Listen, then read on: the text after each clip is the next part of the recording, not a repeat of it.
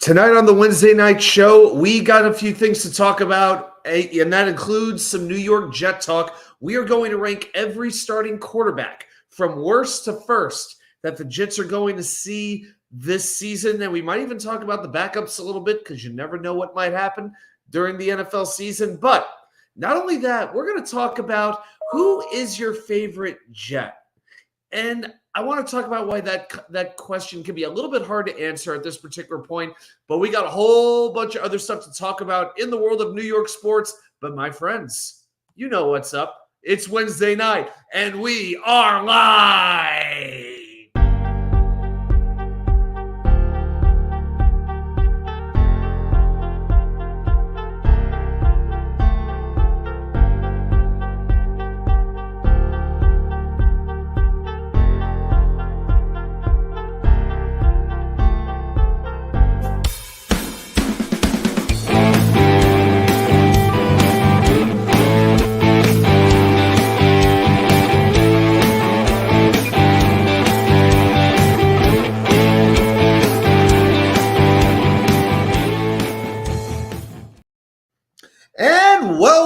Welcome everybody into New York Sports WickerMedia. This is WA2K99. You know what it is. Well, welcome to Wednesday Night Live. This is our second to last show of doing the 10 p.m. start time. Remember, starting July 3rd, we are switching over to 6 p.m. So that's going to be a crazy time. I think it's going to be good for the vast majority of us, though. And I'm looking forward to hopefully getting to bed at a reasonable hour for a change. All right, so we're going to talk a whole lot of sports tonight. But before we do that, I want to talk about you guys, the chat. Let's see what everybody has to say. The first one here is channel member Jets Mess. Very frequently, the first one to show up, and he's bored already. That's because you were here too early. All right, well, Harlan Abraham is here too. Harlan, good to see you, my friend. Longtime Jets fan, one of the true voices of reason on our channel. Dane O, who has a great channel. Be sure to go check out Dane if you haven't already. He wants me to keep 10 p.m. I think he's the only one. I'm sorry, buddy, but yeah, I think that decision's pretty much made. But I'm glad you're here, brother. The great Scott Foster is here. Thank you for the super chat late last week. I appreciate it. I promised you I would not miss it. Thank you so much, brother. And, we've got Althea Bartlett. I've heard of her before. It is Ma2K99 from Las Vegas. Clearly, there are no shows happening right now. But I hope the Brazilian steakhouse was enjoyable, and I hope all our friends from Australia and New Zealand were excited about it. I hope they're as full as they could possibly be. Now they get to go see Terry Fader or whoever is playing in Vegas nowadays.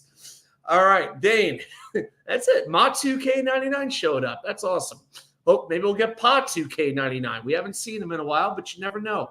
Dane likes this crew. Scott, Mess, Harlan, Adam. Yeah, this is quite the clique. It is. Nate, I'm the Wicker Man, and according to your avatar, you're the masked man.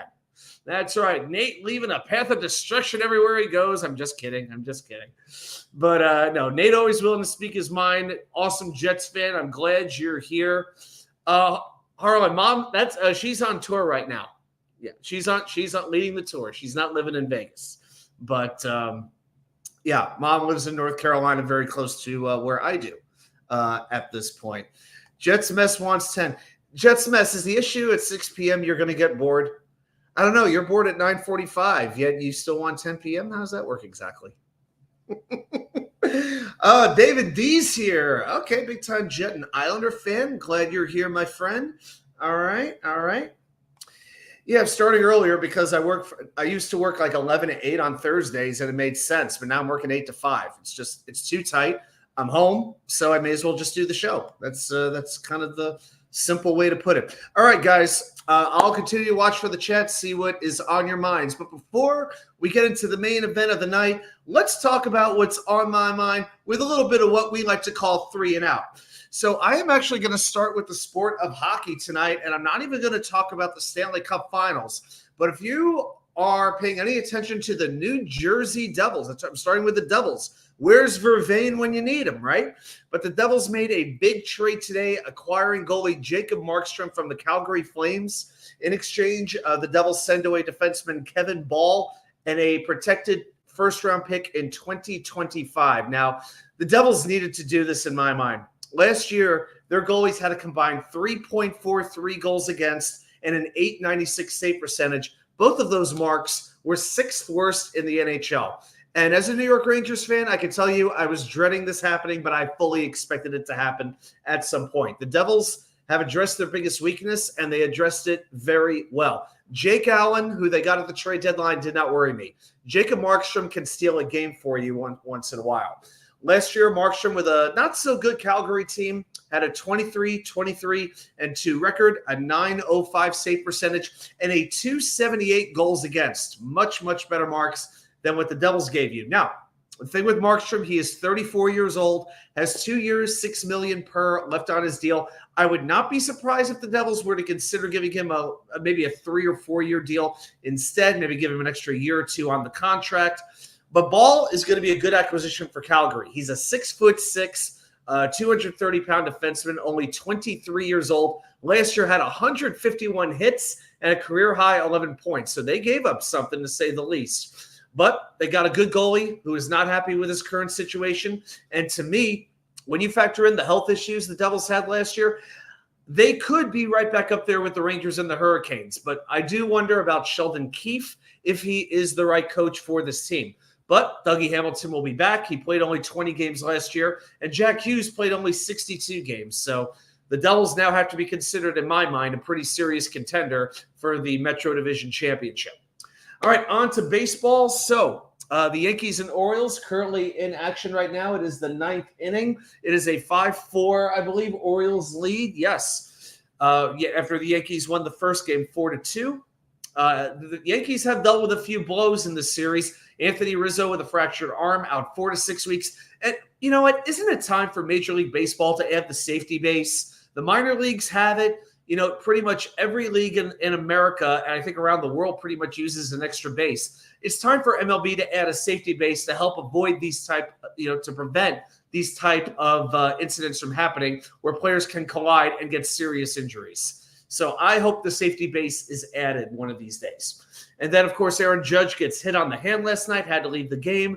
Fortunately, the MRI and the CAT scan came back clean, not starting tonight. But the big thing for the Yankees tonight, it's almost a win in a way because Garrett Cole, their ace pitcher, finally returned through 4 innings and change, allowed 3 hits, 2 runs allowed, 1 walk, and 5 strikeouts, allowed one of his inherited runners to score as well. But you know what? Yankees-Orioles, I mean, this could very well be an ALCS preview. And as somebody who watched a lot of the Orioles prospects when I was living in Norfolk, I mean, it is pretty exciting to see these teams competing for playoff spots and for supremacy. It's a very, very interesting time. And, when you have so few division games nowadays, everyone just seems to be that much more important. So let's see what happens in the rest of this game. And as far as the other team in town goes, oh my goodness, those improbable, indomitable New York Mets. Now they're currently tied with Texas 3-3, but they've already won the first 2 games over the defending world champions. It all started with a great sweep of the Padres. They took 5 of 6 at home. They won 2 of 3 against the Marlins, swept San Diego. They destroyed them on Monday. They just beat the crap out of them, putting up 14 runs. The only way, if you're a Mets fan, the only way that could have been any better is if the Mets could have been hitting off Max Scherzer. That was the only way it could have been better. And now it's 7 straight wins, coming down last night from 4 runs down after a bad outing by Severino. Man, oh man. Baseball is the most fun when your team is scrappy, when it comes back, when they're resilient, because you can sort of see the comeback happening gradually. The drama builds. So when those resilient baseball teams, it's just the most exciting thing. But I'll tell you what, the big moment for me was when I knew when you have to get an opportunity when the other team makes a mistake. Sometimes you need to kick the door in when it's just a crack open. And when Francisco Lindor is up with a runner on first, it's that ground ball right to the second base bag itself. I mean, this is the easiest double play. I mean, I was a horrible infielder. I was an outfielder, but even I could have turned that double play. But it goes to Corey Seager, a great player, tags the base, but then throws the ball into the dirt and an extra run scores. And a 6-3 Texas lead becomes 6-4. And then it just kind of went on from there. Oh, and of course, I didn't want to, but we got to talk about Grimace, right? Yeah. Me talking about Grimace is kind of bizarre. I haven't eaten at McDonald's in 35 years and don't plan to start anytime soon. But you know what? Grimace threw out the first pitch at one of the Mets games against the Marlins. And ever since then, the Mets have not lost the game. They're 7-0. But it's about a lot more than that. Okay. So, very nice touch, Dane. There you go. That's Grimace upside down, apparently. I like that. But a lot of things happened to put this team in the position that it's in. May 18th, Francisco Lindor was moved to the leadoff spot. And, while hitting leadoff, batting .315, 15 extra base hits, a .930 OPS, Francisco Alvarez returning. So important. The Mets are 17-1 in the last 18 games that he's appeared in. And the pitching staff has not allowed more than 4 runs in any of his last 13 starts behind the plate up until last night. Last night, that streak ended. And, the players are starting to play how they need to. Pete Alonso has had a great couple of weeks. He even had a big 2-run homer tonight that put the Mets ahead, albeit temporarily. JD Martinez, red hot, just named player of the week. And the Mets offense as a whole, I mean, think about this. Since May 30th, they're first in Major League Baseball, not the National League, but MLB in batting average, on base percentage, slugging percentage. They're tied with Arizona and the Yankees with 107 runs scored. They're first in win runs created plus, first in OPS, 8th in home runs with 22. And the pitching's gotten better. Daniel Nunez has emerged as a weapon in the bullpen. Edwin Diaz has come off the IL and has been effective again. And I want to give some credit to Carlos Mendoza, the manager. It's gotten to the point where I was ready to snooze every Mets group for 30 days because it was just getting so annoying. We're talking about this guy's got to get fired, this guy's got to get cut, this guy sucks, and this and that. And a lot of people I saw were really going after the manager. And to me, it was just ridiculous to do in 2 months, especially for a team that we knew was rebuilding going into the 2024 season. But I like that he has a quiet toughness about him. He's willing to speak his mind. He's willing to confront an umpire when needed. He never seemed to panic even during May when this team seemed to be free-falling. Like they were just stepping off a ledge. And I think he's done a good job shielding the clubhouse from all the outside noise, all the distractions, amongst all criticism from the media, from the fans. And, he's allowed the players to get better. He's been able to let them focus on getting better, and it's paying off. So, hey, this 6-game road trip, 3 in Texas and 3 in Wrigley Field, I would love 4-2 and to be 2-0 so far. Fantastic, but you got to take 2 of 3 at least against the Cubs. Nothing less with one of those teams, one of the many teams that they're fighting for a wild card spot with. And I did want to take one moment and give a little tribute to Willie Mays, to the Say Hey kid who passed away on Tuesday at the age of 93. Willie won the MVP in both 1954 and 1965, 11 years apart. Pretty impressive. Finished second 2 other times, finished in the top 6 of MVP voting 12 times. And check this out. He was an all-star 20 years in a row and 24 times total. I mean, what player is going to be an all-star 20 years in a row ever again in our lifetime? It's not going to happen, I don't think. But 660 home runs is still 5th all-time, and that's with him playing in Candlestick Park, which was a vacuum for home run hitters with the winds blowing in off the San Francisco Bay. He had 640 home run seasons, but he batted .302, batted very well for average. He is one of 5 players with 3,000 hits and 500 home runs.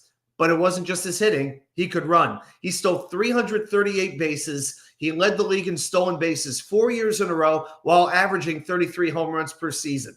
He stole 40 bases in 1956, and that was the most by any National League player since 1929. But it wasn't just the offense. He may be the best defensive center fielder ever. Won 12 Gold Gloves, the most of any center fielder, and they didn't even start awarding Gold Gloves till 1957. That was his 5th year. Even in 1968, he won a Gold Glove at age 37. At the time, the oldest player to win a Gold Glove as a center fielder. So rest in peace to the Say Hey Kid. Life well lived. Great ambassador for baseball.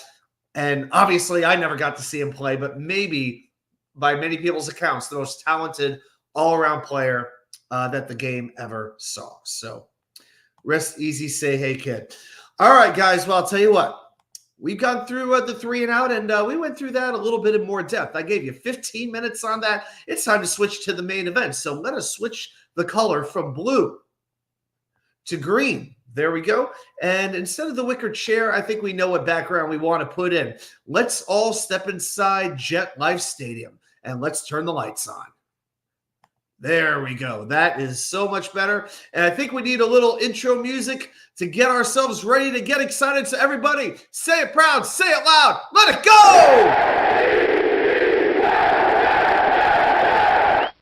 That's right. And I'm going to start this off by getting into the news of the day and of the week with the New York Football Jets. So let's talk about some of the things that have been going on. And there's been a lot going on.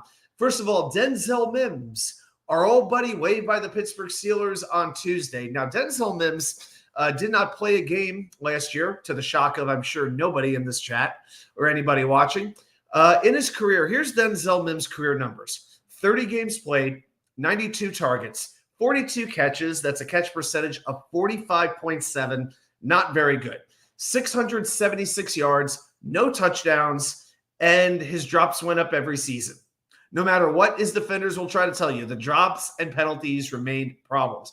Even Pittsburgh, one of the most respected organizations in the NFL, they couldn't make anything with him. They just couldn't. They finally gave up on him. But I look at it this way. You know, there were a lot of great wide receivers in that draft, in the 2020 draft, but they all went early.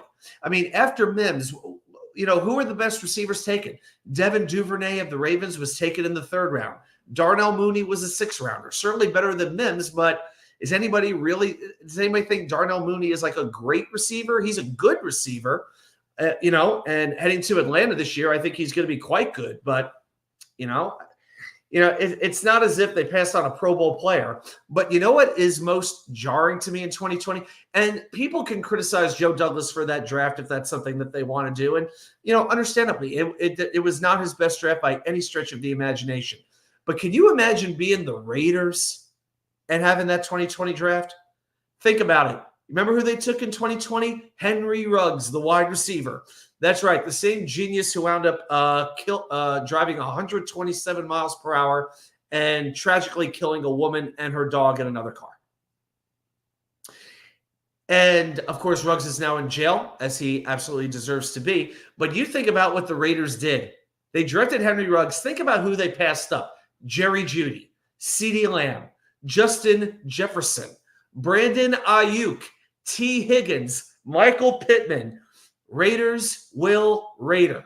That's all I can tell you about that. Man alive. So Denzel Mims, enjoy the USFL or the XFL, whatever, the United Football League, whatever it is. Because I don't know if he's catching on with any new NFL teams anytime soon. I want to spend a minute talking about the trades. The potential draft day trades that have recently come out but did not actually happen. So the Rams were trying to trade up. They offered the Jets picks 19 and 52 for pick number 10. Okay, so the Rams called about that. The Jets said no. Now, if you look at the point chart, the 10th overall pick is worth 1,300 points. The package the Rams put together was worth 1,255 points. All right, so the 19th pick is worth 875. 52nd pick is worth 380. So that would have been a point advantage, if you believe in that, in the Rams' favor. That would have been, now it's a 45-point difference. So you ask, what is a 45 points? What does that mean? That is a late 4th round pick. So the Jets would have been foolish, I believe, most likely to make that trade. Now, they would have added an extra selection, but if you're moving down, you better get the better draft chart value. Okay, so then it became the Rams trading 19, 52, and 99 for 11 and 185. and that did not happen. The Rams clearly wanted Brock Bowers. And Harlan, yep, you're exactly right. The Jets passed on those wide receivers to draft. Or the Jets. They signed Becton because they needed Becton. They drafted Becton. They needed an offensive lineman more than they needed a wide receiver at the time. It's just, you could say they did not pick the right one. Although I will maintain, if he hadn't gotten hurt, if he hadn't been rolled up on, we don't know what he would have been, because he did have a good rookie year.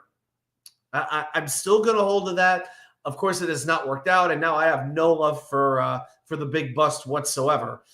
But yeah, that fateful day in Carolina, I think, derailed his whole career, certainly his Jets career. Dane, thank you very much. Yes, please do hit the like. I appreciate it very much. But the Jets, as we know, traded down one spot with the Vikings, and they got a 4th-round pick and 5th-round pick for a 6th-round pick. So for moving down one spot, the Jets got picks 129 and 157 for pick 203. And, the Jets obviously were not going to draft a quarterback, which the Vikings wound up doing. And it shows you just how much they believe in Olu Fashanu. And I'm very encouraged by that. The early reports on Fashanu have been great in terms of his work ethic, his technique on the field, and just the kind of guy that he is. And even if he doesn't play extensively in his first year, you know what? So be it. He's got great mentors to learn from. And if he winds up being DeBrickashaw Ferguson, well, what Jet fan is not going to sign for that? So I'm very encouraged by that. So I wanted to bring up a chat just for just random conversation. I'm curious to get your thoughts here in the chat tonight about this. I was scrolling through Twitter a couple days ago, or X, whatever you want to call it, and somebody put up a random question. Who is your favorite NFL player currently on your favorite NFL team? And I thought about it for a little bit, and I was actually surprised how long it took me to come up with an answer. Because I thought to myself, well, what makes a player a favorite? Now we all have our own criteria, but for me, the player has to have a trademark moment. He has to either inspire the team in an incredibly unique way, or he has to have a trademark moment that you're never going to forget as long as you're a fan. And the truth is, with these current New York Jets, how many signature moments can any of them have had at this point? As we know, we haven't seen the playoffs basically in 14 years. It was 2010 was the last time. We got the longest drought in professional sports. We haven't had a winning record since 2015. That hadn't happened in 9 years. All right. So it's pretty brutal. You almost have to try to remember individual plays, just these isolated little plays that, that get you a little bit excited. Because as much as we love our young talent, how many of them have had those defining moments as Jets? Not too many. I mean, you could look at the whole class of 22 with Brees and Garrett, Sauce, JJ, all excellent players, all have done really, really good things. But do any one of them stand out above the other? I feel like they're right all there on that level, just all ready to burst out. You could say Sauce is the best cornerback in football, and you could very well be correct.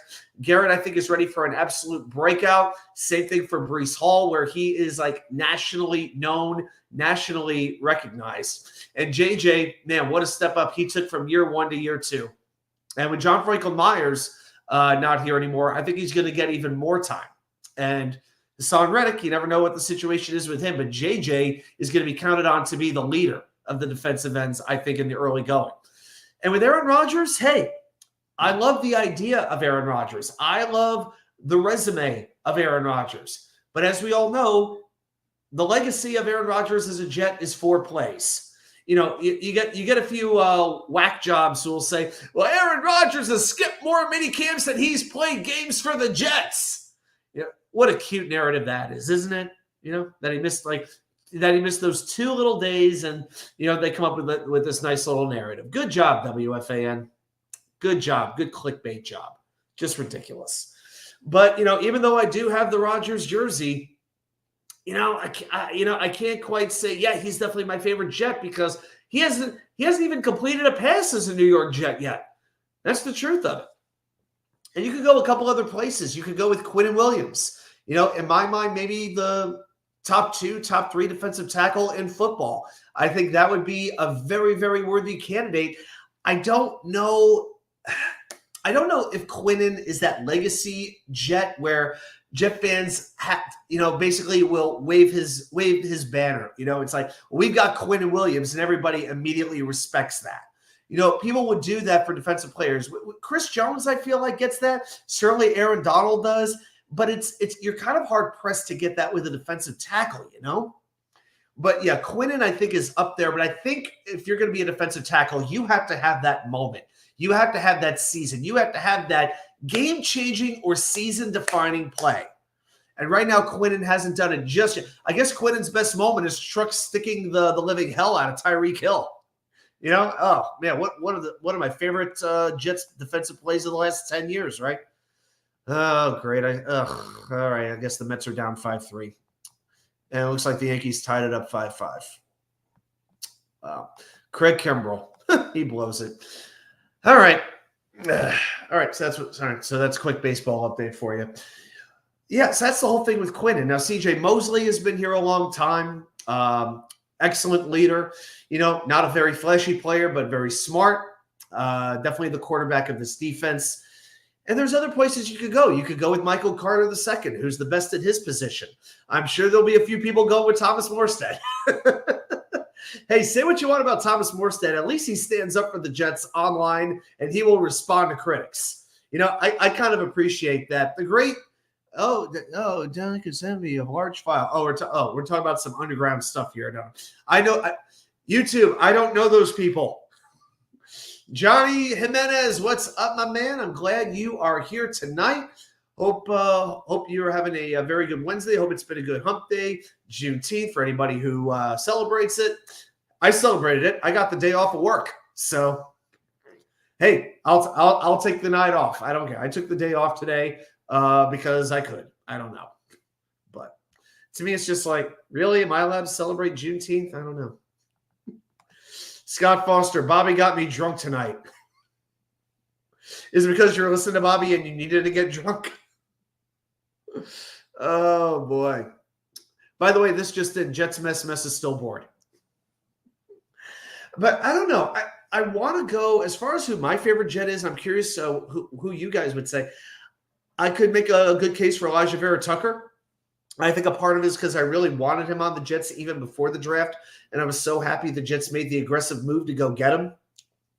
I mean, the fact that I screamed so loud that the entire bar pretty much stopped because I couldn't stop screaming out of excitement when the Jets made that trade.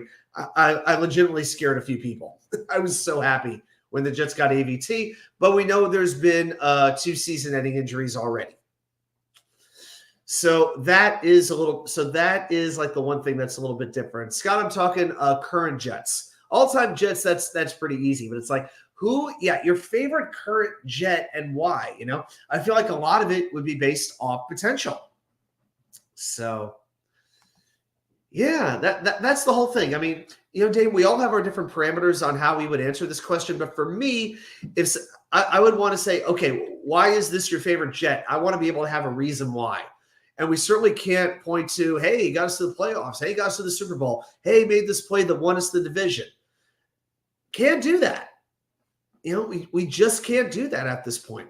But yeah, consistency, nothing wrong with that at all.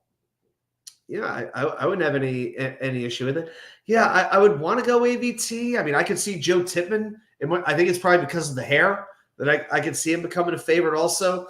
Obviously, for Johnny and I, it's Zach Kuntz. Because we all need more Kuntz in our lives. But yeah, it was just something that I really took some time. I went with AVT. In all disclosure here, but I feel like that could change. But I guess I'm the type of guy who tends to go a little bit against the grain with teams. Like for instance, in those old Mets days, pretty much everybody's favorite was David Wright. I was always more of a Jose Reyes guy myself.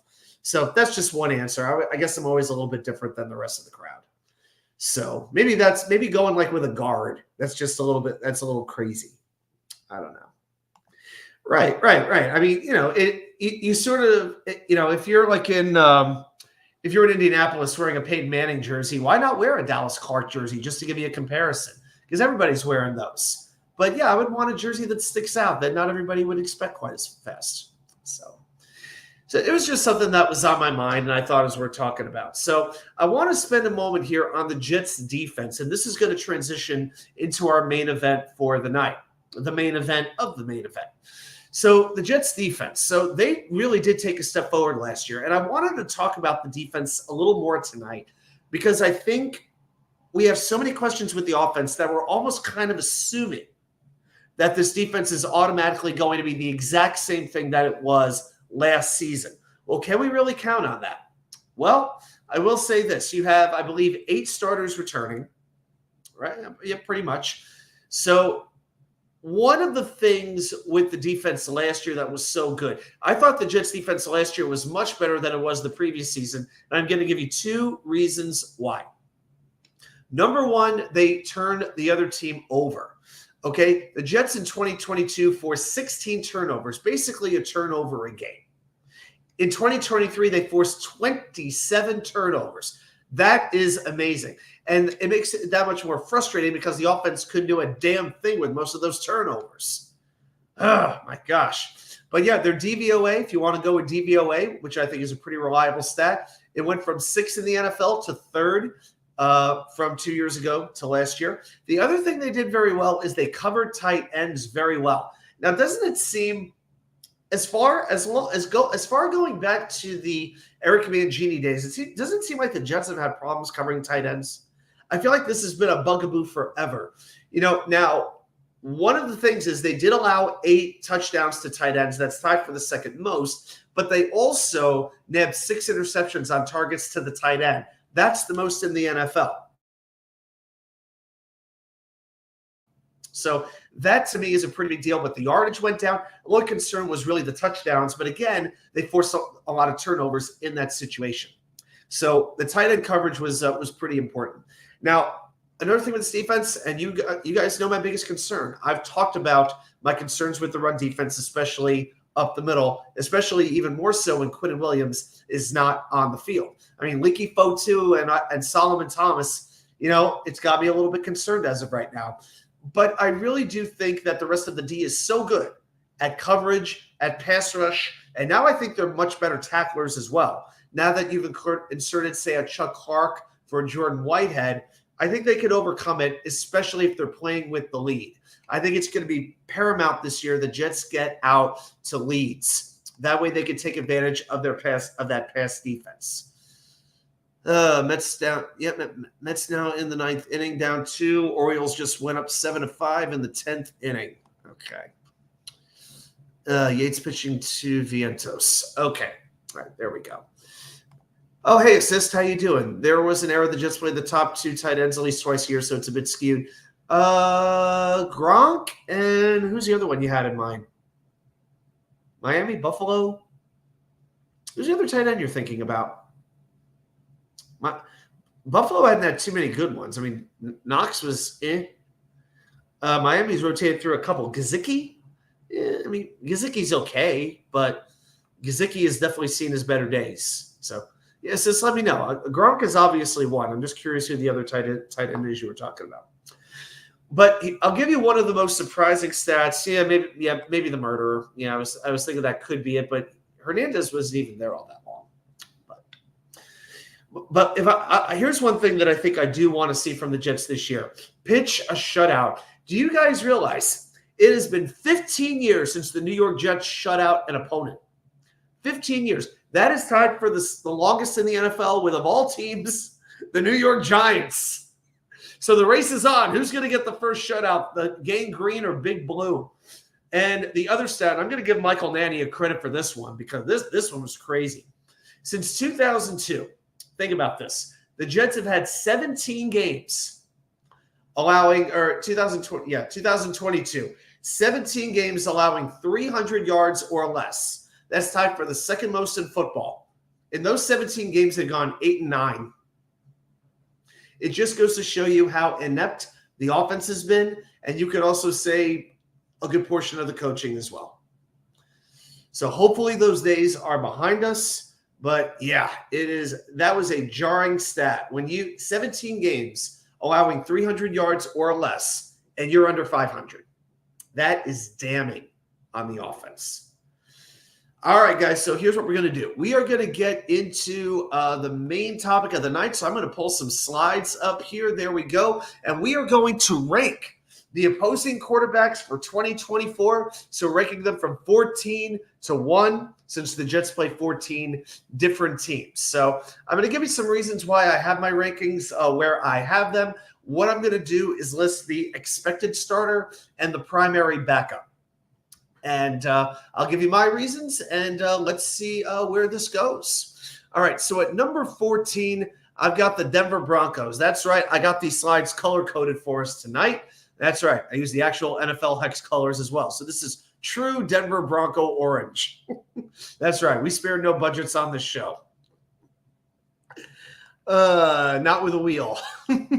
Yes, we are not. Yes, we are not doing the. Yeah, there. Yeah, that's a little bit hard to do a wheel, but there you go. But for me, Bo Nix is the expected starter, and then your backups are really Jarrett Stidham and Zach Wilson. To me, Stidham and Nix definitely have the edge on Zach for who is going to start. But to me, I think Stidham is anemic. I think they're going to give Nix every opportunity here. And it's not just that. I mean, we don't know what Bo Nix is going to do, but I know he's not one of the top quarterbacks in this year's class. I know how bad Jarrett Stidham was even in New England. And I don't think there is a football fan on earth who hasn't ripped Zach Wilson a new one at this point. But even looking at what the Broncos have to work with, I mean, your top receiving weapon is Courtland Sutton. I mean, come on, he's good, but Courtland Sutton cannot be the focal point of your offense. Okay, and I know some people I think would rank Denver a little higher just because of the Sean Payton factor. Look, Sean Payton is a very good offensive coach, but Denver I think is going to have a bottom 3 offense in the NFL. I mean, Javonte Williams is our running back. He's coming off ACL surgery. You know, Adam Troutman is your tight end. The offensive line to me is not that impressive either. Yeah, I think the Broncos are heading for a top 3 draft pick in 2025. All right, so that's number 14. Let's go to number 13. And, of course, the Broncos are away. I put in Homer away as well because that does factor in a little bit as well. Number 13 is going to be the Minnesota Vikings. Technically a home game, we'll call it, but we know that game is going to be in London. Expected starter, Sam Darnold. Primary backup, J.J. McCarthy. Little hard to know who's going to start here, but for right now, I'm going to give Darnold the slight edge until McCarthy proves that he is the man for the job. Now, Kevin McConnell, pretty good, I think a well-respected coach. He is going to have to really make a big decision on which way to go here. But I think McCarthy really is a very raw piece right now. I think he has a lot to learn. I think he needs the redshirt year. And you know what? The thing with Sam Darnold, he could be good for you for a spurt, for a couple of games. He's not going to be very good for you for very long. I mean, Sam has 56 interceptions in 66 games, and he's completed under 60% of his passes. You know, he's fine for a few games, potentially, and he does have Justin Jefferson, the best wide receiver in the game, plus you have Jordan Addison and T.J. Hawkinson once he's healthy. So I'm going to put Darnold ahead just for now because you have some very, very good weapons there. And I think they might want to go with a little bit more of a veteran presence early on. But like Dane says, I was going to allude to this, yeah, the Vikings have a tough schedule. And after the bye, they may switch to JJ. I would expect JJ to make an appearance before the month of October is out. Definitely by Halloween. I'd be surprised if JJ isn't playing.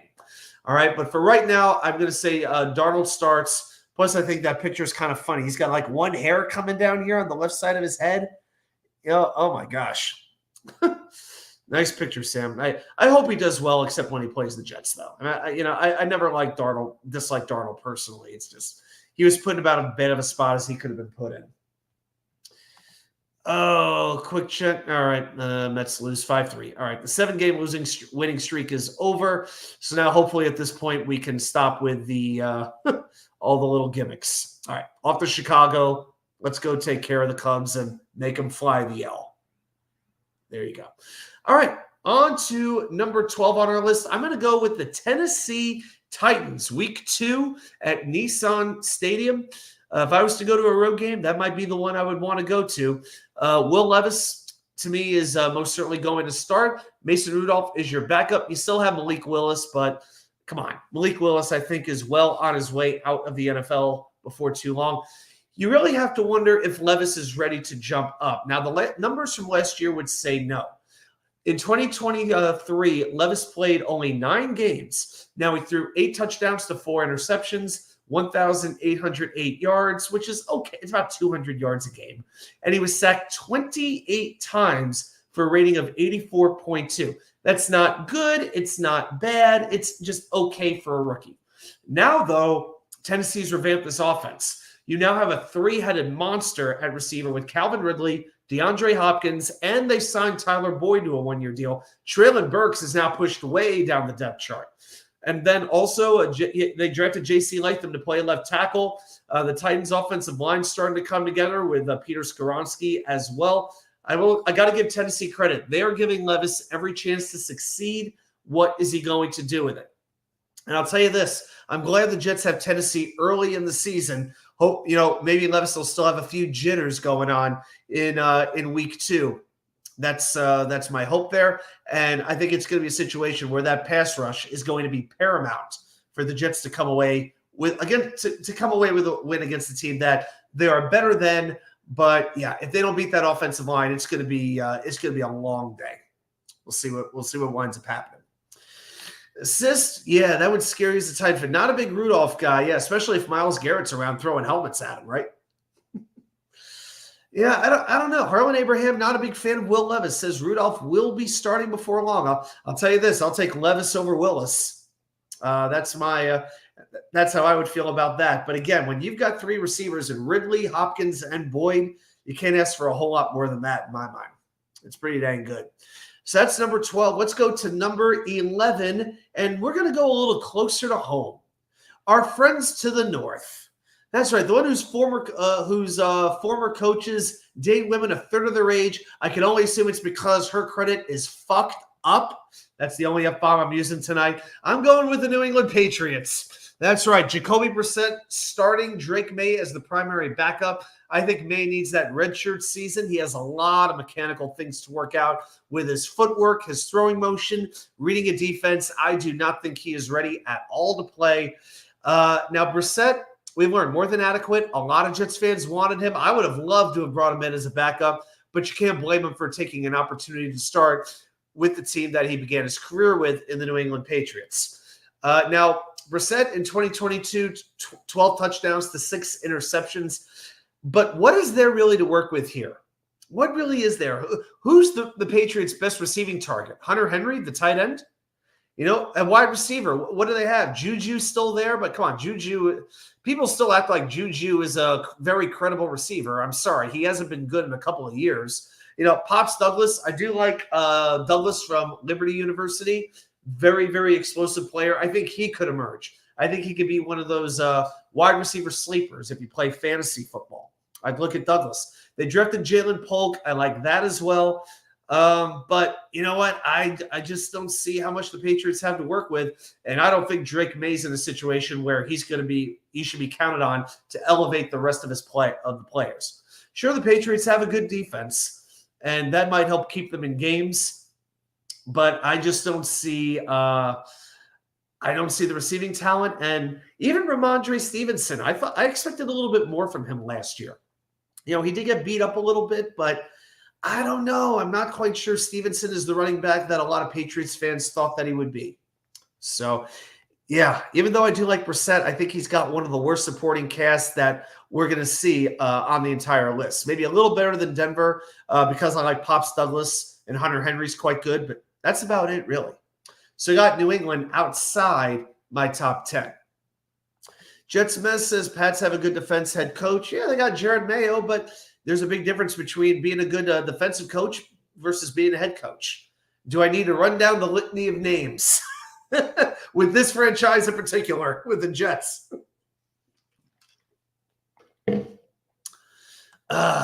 We got the great Thomas Fitzpatrick, and man, he could have picked the timing even better. I'm talking about your Patriots, big boy. But I hope you're doing well. Hope you've driven to a Smash Burger, even if it is an hour and a half away. I hope you've tried one of their amazing burgers at this point, buddy. But yeah, I'm glad you're here. Everybody, check out Thomas's channel. He does a lot of live streaming. He's a youngin' working his way up, and he's a good dude. So definitely check his channel out. We won't hold the Boston thing too much against him, though. Not now. All right, I'm going to go to number 10, and I'm going to go to the Arizona Cardinals. The Jets will see them on the road after a bye week. Now, Kyler Murray is your starter. You have the immortal Desmond Ridder at backup. And if you watch my videos last year where I do my predictions every week, I couldn't go a week without ripping Desmond Ridder. To me, he is just one of the most inept quarterbacks I've seen in the last 10 years. He makes Zach Wilson almost look like an NFL quarterback. I said almost. I did say almost. But we know Murray's capability, great scrambler, great thrower at times, but he is coming off a torn ACL, and his body is getting really, really beat up. Now, in 2022, he averaged 6.1 yards per pass attempt and 6.7 yards in 2023, and that's having basically no legitimate deep threat. Now, of course, you add Marvin Harrison Jr. to that offense, that takes you up a notch or two, okay? So to me, that's going to make a huge difference. Outside of that, yeah, Trey McBride was starting to show a little bit last year. He's starting to emerge as a credible tight end in the NFL. Not a lot of great receiving tight ends in the NFL, but McBride might be a pretty credible one. But this offense is going to be all about Murray to Marvin. Murray and Marvin all year long. That's what it's going to be. And I can't wait for that Sauce Marvin matchup if that's what we're going to get. It's going to be very, very interesting. Assist says, I hope Murray does anything this year for his sake. Otherwise, he'll be known as a gaming addict forever. For a second, I almost thought you said gambling addict. But, hey, Kyler can afford all the video games he wants. It's just there's a time to work and there's a time to play. Okay, let's go to our number 9 team, working our way up a little bit. And now we're taking a little bit of a jump in competition. I'm going with the Seattle Seahawks, who the Jets will thankfully be hosting and not be traveling to, because the less time you spend in Seattle, Washington, I can assure you, the better off you're going to be. I say this as somebody who got a glass bottle thrown at his head from 5 stories up in Pioneer Square for no reason whatsoever. I've been in the South Bronx. I've been on the south side of Chicago. I lived in Newport News, Virginia for 7 years, where Allen Iverson came from. I've never really been afraid for my safety in any of those places, but I was afraid for my safety in Seattle. So well, that's all I can really say about that city. So Geno Smith is starting. You got Sam Howell as the primary backup who came over from the Washington Commandskins. I think that's a very good player to have as a backup. I like Howell, but if you have him as a backup, that's really, really good. I think Howell could sort of be that Sam Darnold kind of player. He could be around for 10 years, I think, and fill in a pinch if that's what you need. Now, we know Geno won the comeback player of the year. Let me start that over. We know Geno won the Comeback Player of the Year award in 2022. 2023, he wasn't quite the same QB. Now, his touchdown to interceptions ratio in 22 was 30 touchdowns, 11 interceptions. 2023, it went down to 20 touchdowns, and he had 9 interceptions. So his touchdowns were cut by a third last season. But he still has DK Metcalf. He has Jackson Smith-Njigba. So he can certainly have a better 2024, especially as JSN gets better. And again, even if Smith isn't doing well, I think Howell is still a pretty capable backup as well. And Tyler Lockett's still there as well, who's just been a very quietly consistent, productive player for what seems like a decade now. But he always seems to manage to produce pretty well. Dane seems to be a little bit perturbed with my number 9 rating of Geno. I wonder if he wants him higher or lower.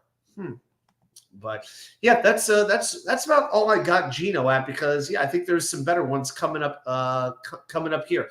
Number 8. Now this one I think is sort of the wild card. This one could wind up being one of the better ones or one of the worst ones. And this is going to be a road game that the Jets play and one of their houses of horrors.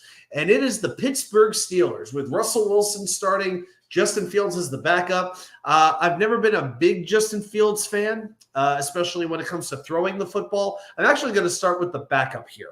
Now, we know Fields can run 657 yards in 13 games, but he doesn't read defenses well. And how often do you really see a quarterback improve significantly at that? It seems like a lot of times reading a defense seems to be that sixth sense. You have it or you don't.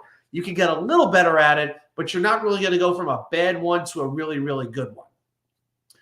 Nate, my only reason why I have him down there is because, Murray is coming off a very serious injury, and I think the Jets could really contain him, especially with our secondary against Marvin Harrison Jr. I think we're worried a little bit more about name value with Kyler. He's got to prove he could still run. Is he still a running threat as well? I don't know. So we'll see what happens.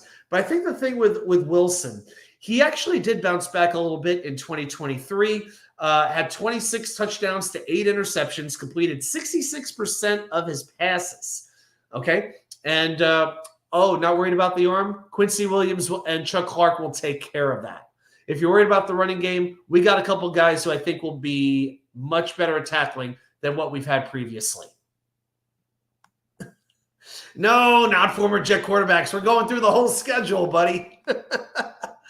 Okay, so there have been quite a few here. Geno, Darnold, and is there another one? Zach, but I don't think we're going to see Zach.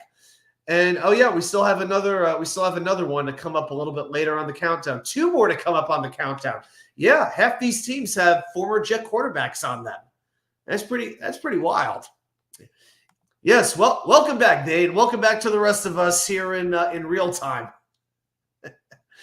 But with Wilson, they do have some good. They have some good pieces there. You've got George Pickens in the deep threat. They drafted Roman Wilson, a player a lot of us would have wanted at wide receiver. I'm still very happy to get Malachi Corley. Don't get me wrong. And the offensive line, wow, they've drafted Troy Fontenot, Zach Frazier, Broderick Jones, and Mason McCormick in the last 2 years. Now, Fontenot, we'll see what he is. I think he still has some medical issues, but if he can establish himself as the left tackle, I don't know this year if that line is going to be great, but in 2 to 3 years, that offensive line could be dominant. I think that line has some really, really good pieces. I was a big McCormick fan, the guard out of North Dakota State, out of the Dakota. I think it was South Dakota State. Yeah. Broderick Jones, we know the deal with him. Jets wanted him, apparently. Zach Frazier, maybe the second best center prospect in this draft. And Fontenot, though, that's going to be sort of like the tricky one. But you still have like Dan Moore. Nate Herbig is still there as a backup as well. So, I think the Steelers have some pretty good pieces. And Wilson was pretty decent last year with Denver. It's a little hard to believe that, but he was. So going to an organization with a really good coach, with an organization that knows what he's doing, again, maybe it won't work out, but I'm putting Pittsburgh just slightly ahead of the other 2 teams. Dane, did you go get some gas station pizza? Myself personally, I don't think I've had any pizza in about 3 weeks. I think it's been close to 3 weeks. I did get a home run in pizza, which is a Chicago sort of thinner crust pizza, like a tavern pizza. You know, like those kind of thin, crispy sort of crusts. There are some pretty good places around here. DeFara is not that far away, but if you get a pizza from DeFara, you're spending $30. You know, and it is pretty expensive. That's like a special thing. So, but I'll definitely be getting some pizza in the next few weeks. I did find a place in Oakwood in East Raleigh that looks fantastic. So I will be trying them pretty soon. But I have not had much pizza lately. All right, so that's number 8. Number 7. Now, I might be rating this player a little bit too high, but I just happen to like his potential a lot. I'm going with the Indianapolis Colts at 7. Jets will host them. Anthony Richardson starting, and ex-Jet Joe Flacco is their backup. Now, I think the potential for this offense is super high. There are a lot of question marks. Now, Richardson, we know he got hurt, had season-ending shoulder surgery. Now, he completed about 60% of his passes in 4 starts. Not too great. He also ran for 136 yards and had 4 touchdowns. Now, you look at the receiving core. You have Michael Pittman, who did stay. But they added a little bit to that. They added Josh Downs, and they drafted Adonai Mitchell. You also still have Alec Pierce as well, who I happen to like. That's not too bad. And the offensive line, I think, is very, very underrated, especially that left side. You've got Bernard Raymond, Quinn Nelson, and Ryan Kelly between left tackle, left guard, and center. And I think that is a very good line. You know, the Colts did come very close to making the playoffs last year, and that was still with Gardner Minshew. So to me, I know a lot of people like Minshew. I'm not the biggest Minshew guy, but it shows you that, one, the Colts had some very good coaching, and they were able to get a lot out of maybe not having the biggest household names. So I think adding Richardson back in, provided he knows when to run and when not to run, I think the Colts could potentially be a pretty dangerous offense. So if you guys are worried about Kyler Murray, I'd be more worried about Anthony Richardson because he's younger, and I think he has more to work with. I'm just glad for myself that the Jets host the Colts. Hey, David D. Yeah, I know. I'm at 922. Yeah, 78 subscribers away from getting there. It's going to be, hey, when that happens, guys, we're going to have a party. Yeah, and everybody's going to be invited to that one. But, yeah, we've been doing this channel for 2 years, been doing the live shows for 11 months. So, yeah, that's what I appreciate the hell out of you guys for that, man. Yeah, it means a ton, and we're just going to keep going and going and going. Yeah, the Colts won some crazy games that they may not have had any business winning, no doubt. Like I remember the one game against Cleveland, which was just crazy. Yeah, they had some wild ones. Yeah, the Colts picking games. The Colts messed me up as much as any team did, but going into this year, I got to give them some respect. I got to do it. All right, let's go to number 6. Number 6 for me is going to be the L.A. Rams. Jets host them as well. Now, you have Matthew Stafford starting, Stetson Bennett backing up. Stafford, 36 years old, obviously has a Super Bowl on his resume. Getting a little bit streakier at this stage in his career. Had a subpar first half last year, but then a very dominant second half as well. And there is something to be said for that. And, hey, he basically willed the Rams into the NFC playoffs. Plus, you have one of the best 1-2 wide receiver combos in football with Coop and Nakua. I guess it's Nakupa. You could call him Nakupa, right? But to me, you know what? Stafford, he could do it until he can't. You know, Kyron Williams also at running back. I think one of the more underrated running backs in the NFL. To me, that might be a first round fantasy pick. If you're looking for a running back, Williams should be on your top 5. Williams is good, really, really good. And if the line can keep Stafford upright, I think he could still take most defenses in the NFL apart. So I'm going to put Stafford at 6. Now we get to the top 5. Now, I admit I struggled a little bit on what order to put some of these teams in. But for me, number 5, we're going to go down south to the great state of Florida. And we're going with the Jacksonville Jaguars, where the Jets will be playing a road game. You have Trevor Lawrence starting, the very, very rich Trevor Lawrence starting, and the very, very inept Macaroni Jones. Shout out to the great Frankie in Flatbush, wherever he may be. Mac Jones backing up. Can Trevor Lawrence take that step to be elite? Well, we know he got paid that way, over $50 million a year. But in 2023, he had 21 touchdowns to 14 interceptions, was 27th in turnover-worthy plays, thanks to Jets X Factor for some of these statistics. To me, the Jaguars have mostly taken advantage of a crappy division. As of last year, that will not be able to happen anymore. We know what Houston is now, and Scott Foster says the Rams have a new backup. Oh, let me double check that. I think I checked this on ESPN like yesterday. Well, they do have Jimmy Garoppolo, but he's suspended at the moment. So technically he doesn't count right now, but okay, Jimmy G might wind up being the backup over there. But now that Houston has stepped up, Trevor Lawrence can't rely on being just good enough anymore. And with the supporting cast, I don't love it. They have Christian Kirk, Gabe Davis, Gabe Davis is good for one catch a game and maybe one deep catch every other game, and that's about it. And they did draft Brian Thomas Jr. at wide receiver, which could be a very nice pickup as well. Of course, you have Travis Etienne at running back 2. But to me, Trevor is like right there, but not quite all the way there. And that's what I have to figure he's going to be until he proves otherwise. Scott Foster, is Stetson Bennett in rehab? Not that I'm aware of. I hadn't heard that.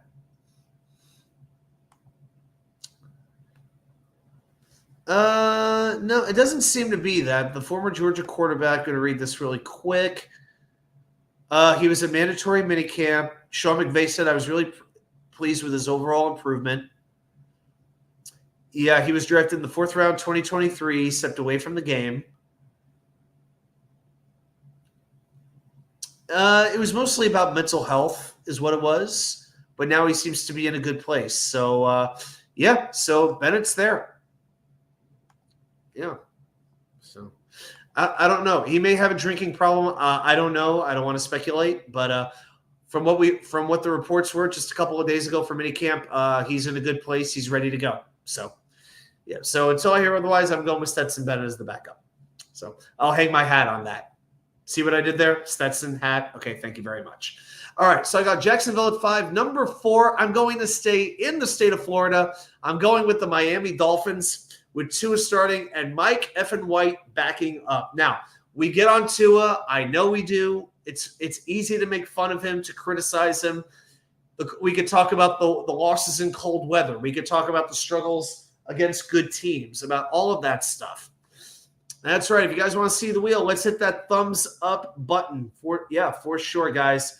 Yeah, we're 15 likes, and we'll do that. Of course, we have trivia coming up in just a little bit. Let's do a quick check here on the likes. How are we doing? We're at 10 likes right now, guys. We need at least 5 more to do the wheel tonight. So, I think it just went up a little bit, but smash that thumbs up.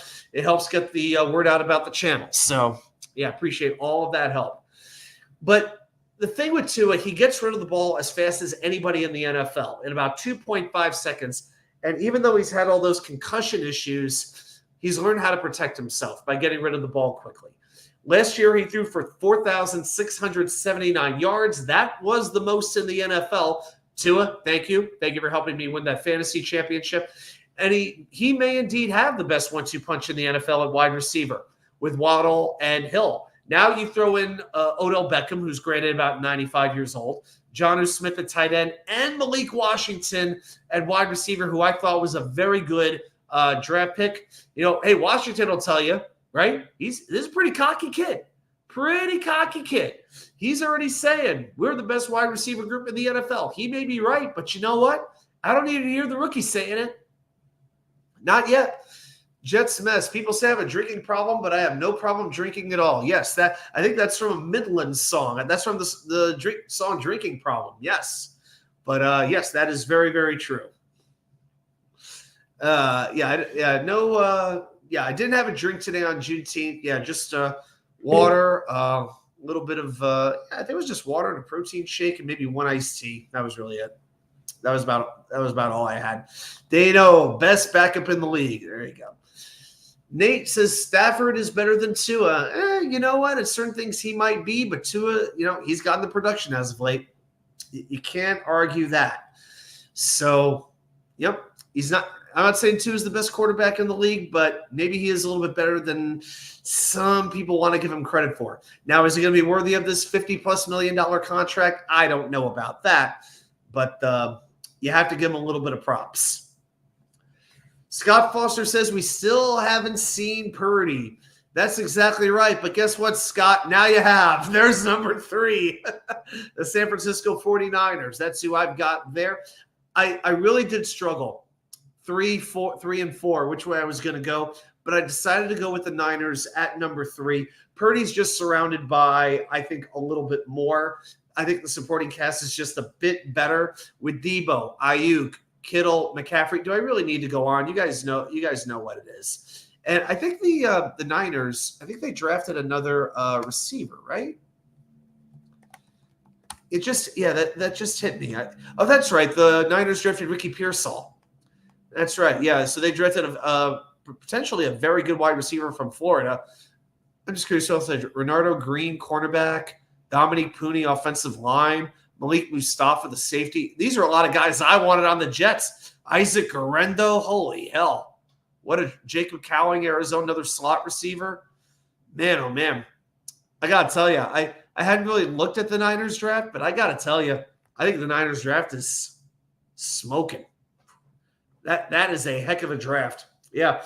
And the thing with Purdy, he led the league in yards per attempt by a full 1.3 yards, 9.6 yards per pass attempt. That's really, really good. Also, his fourth in completion percentage, third in passing touchdowns with 31.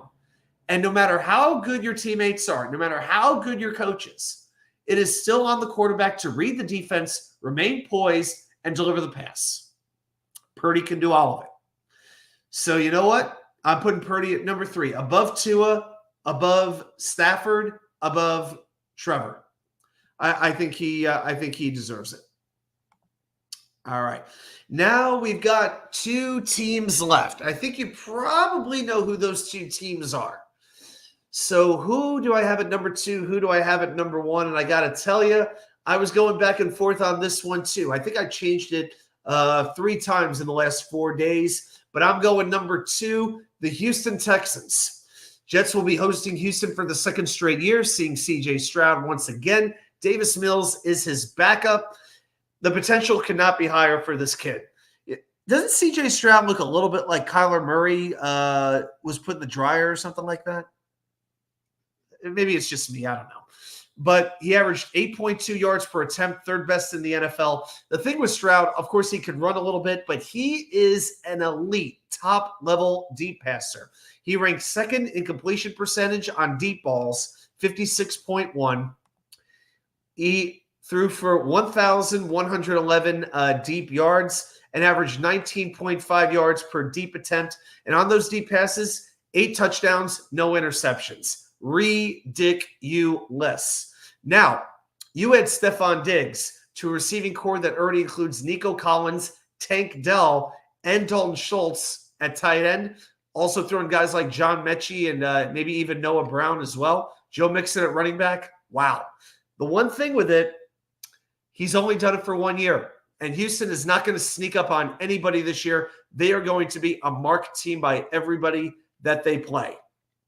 Coaches are going to go to school. Scouts are going to go to school on how to contain, limit, or even stop C.J. Stroud. So because it was only 1 year, I can't give him the number 1 spot. The number 1 spot for me, it has to go to Josh Allen and the Buffalo Bills, with Mitch Trubisky as the backup. Plus, I really like that photo with the snow in the background there. I gave it to Allen because, Stroud's only done it once. Allen has a great resume built up at this point. In 6 years, he has 3 top 5 MVP finishes. He had 44 touchdowns last year. Over the last 4 years, Allen has combined for total touchdowns, passing and rushing in 4 years, 173. That's an average of 43 touchdowns per year. Now, there are questions with the receivers, no doubt. Dalton Kincaid may not be his primary weapon. Jets have made him look human at times, but he's made the Jets' defense look bad at times too. But with no Mahomes on the docket, no Joe Burrow on the schedule, I don't think that there can really be too much of an argument that Josh Allen has to be ranked number 1 on this list. So that is my list from 14 all the way to 1, with lowest ranked quarterback to top quarterback. So, yeah, and interesting that numbers 1 and 4 are in the AFC East. So that is my thought. Yep, Lamar as well. Yep, Lamar for sure. Jalen Hurts doesn't freak me out quite as much, especially after last season. Yeah, I respect Jalen Hurts, but not. I think he's on the next level down. Yeah, Lamar would have worried me a little bit, unless of course it's the playoffs. But yeah, I'm always glad when the Jets don't have to see the Ravens for sure. By the way, did you see those new purple helmets the Ravens have? Yeah, they got some good uniforms. Ravens got a good uniform scheme going on. Yeah, those are pretty good. I gotta say that. All right, guys. Well, I'll tell you what we're gonna do. It is 11:10 at night. Yeah, we ran a little bit late with this, but I gotta say, I appreciate everybody sticking around tonight on a Wednesday night. We are it is almost June 20th, and before long, the best month of the year, July, will be upon us. And before we go anywhere, there's something that we do every week, and we have to do that tonight. Every single week, I go into my Watch UK 99 basement. I go down into the cellar. I bust open the books. I pull up the websites. I go through all the reference materials, and I challenge you, the most loyal fans of the most loyal fan base in all of the NFL. Just how much do you know about your favorite team? So if you are ready, let's play Jets Trivia.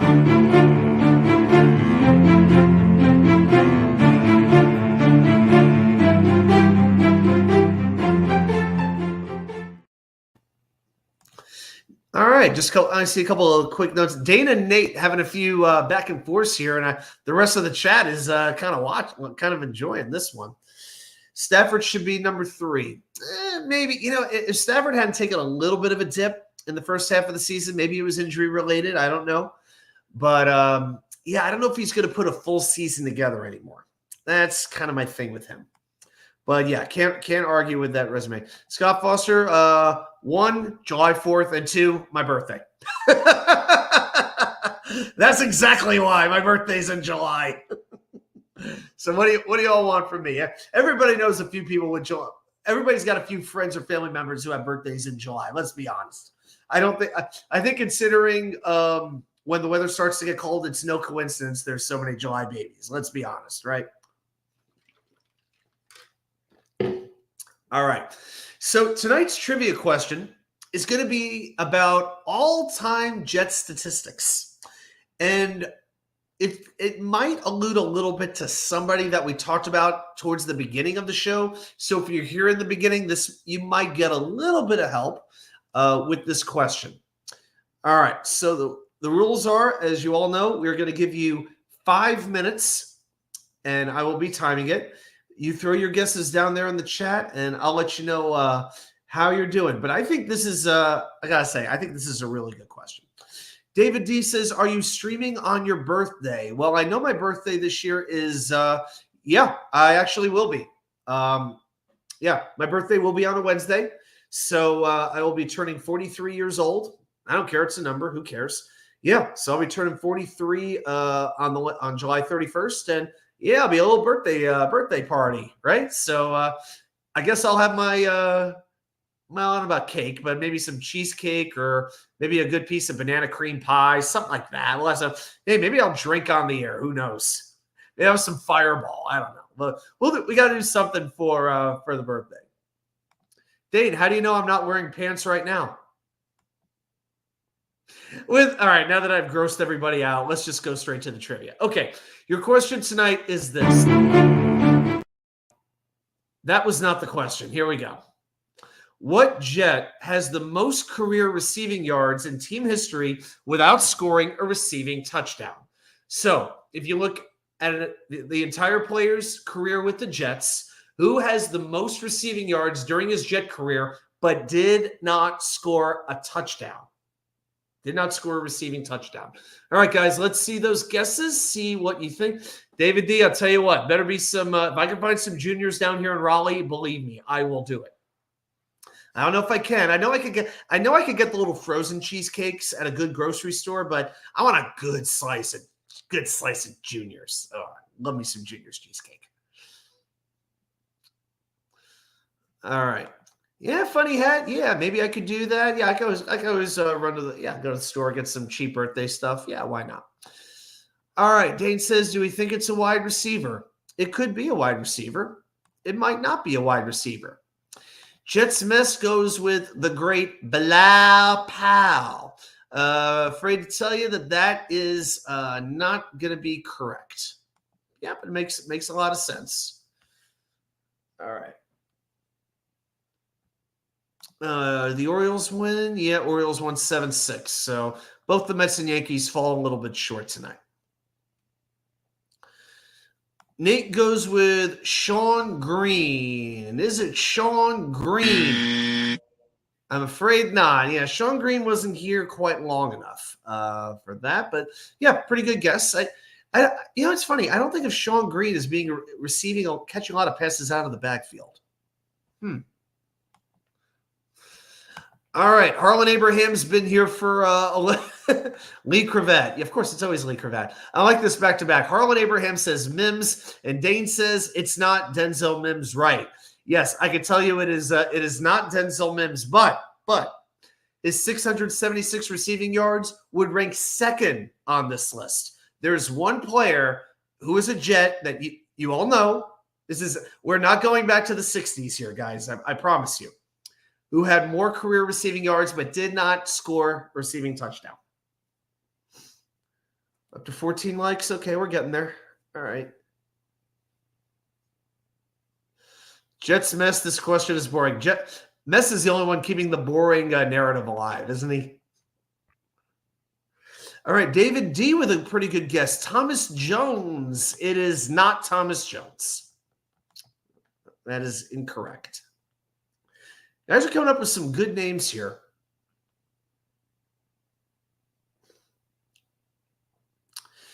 Dane O says CJ2K. Yeah, Dane, CJ, Chris Johnson was a Jet. I'm positive that he was only here for one season, right? Yeah, it wasn't CJ. Nate, just remember, we're not looking it up. I guess you're just looking up Sean Green. It's all good. Yeah. 534 receiving yards. Pretty good, but not close enough. And just to give you the exact number on Mims, we talked about earlier, he had 676 career receiving yards, which also is the same number of receiving yards he has in his whole career. So, but one Jet had more without scoring a touchdown, receiving touchdown. For time, guys, we've got 1 minute and 30 seconds to go. Dane is betting on a tight end. Okay. I mean, even Dan Brown scored touchdowns as a tight end for the Jets, you know? Ryan Griffin scored.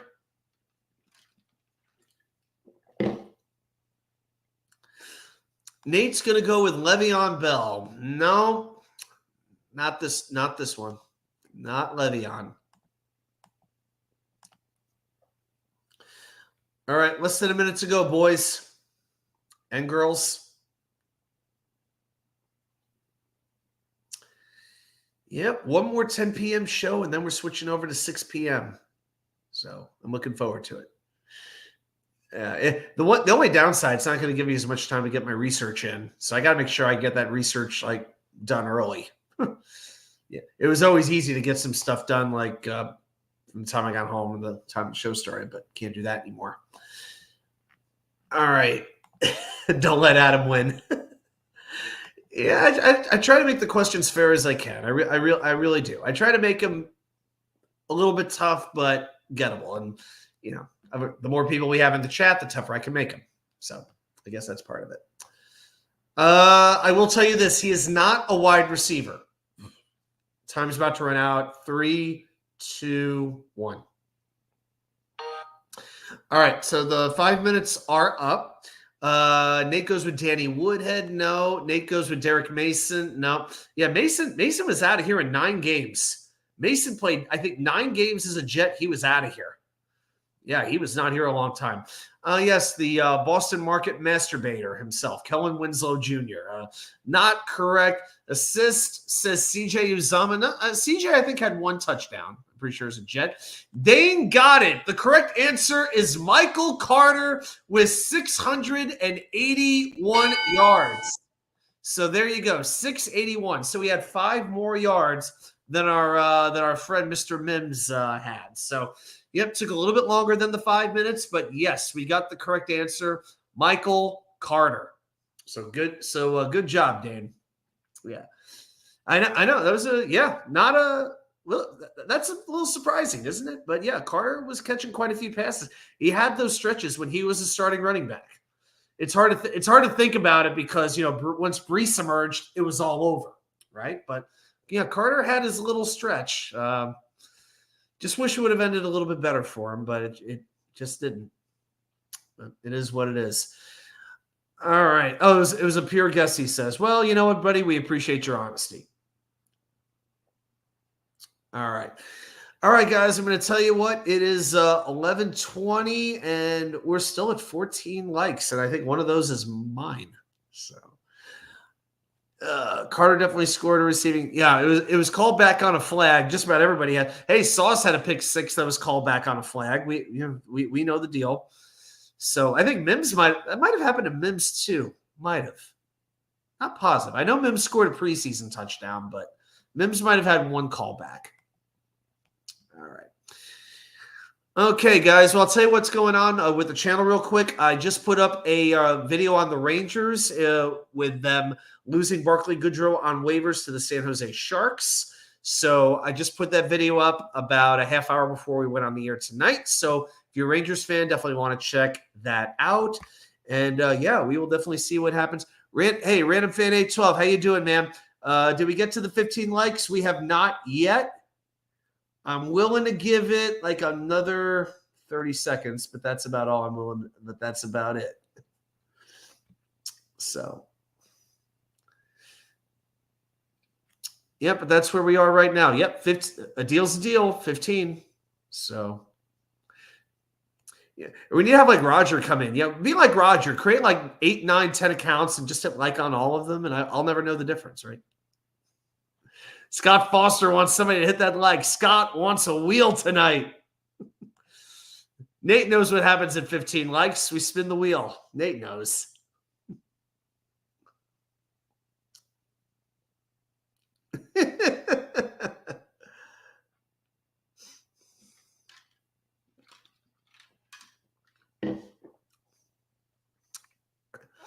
Giving it every chance here. All right, guys. We just have one or two people just popping in the wheel. Hello, new folks. Jets mess. Bust a deal, face the wheel. Scott, someone create another account. Guys, I'm deliberately trying to hang on, but I think somebody just took a like away because they're so annoyed by I think Bobby got in here and basically is preventing people from hitting the like button or something. I don't know what happened. But I'm trying to hang on for you guys. I promise I am, but we'll see. Yeah, as far as topics coming up, we'll see what winds up happening. I'm sure we'll talk about biggest questions going into training camp. We now know that's going to open July 23rd, so I'm sure we'll have some things to talk about between now and then. But yeah, definitely going to try to get some folks on, especially for that first 6 p.m. show. I definitely want to do that. Yeah, I keep refreshing it. This is about the last shot, 13, 14.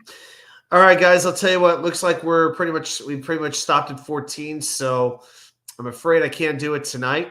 But I thank everybody for joining. This was a fun show. Hope you all had a great time. And I can't wait to see you all back here. Same Watsu K99 time, same Watsu K99 channel. How's the job going, David Ask? It's going pretty well. I've been there. Yeah, tomorrow's actually my 1 month anniversary. You can call it an anniversary, right? But yeah, it's going pretty well. Still a lot to learn, but I got a great staff. I got today off, so right there, that's pretty good. I can't complain about that.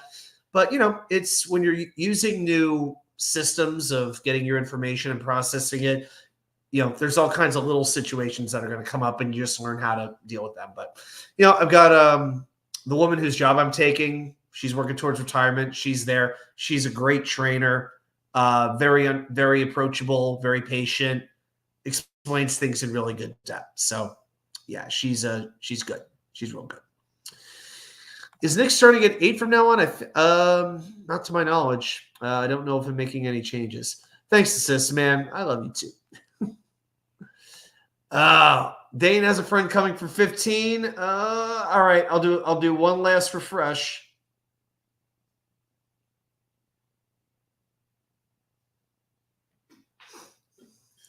Yeah, we're still on 14, guys. I'm going to give it. All right, it's 11:23. I'm going to give this on the clock. 11:23. I'm going to be like Steve Summers on this one.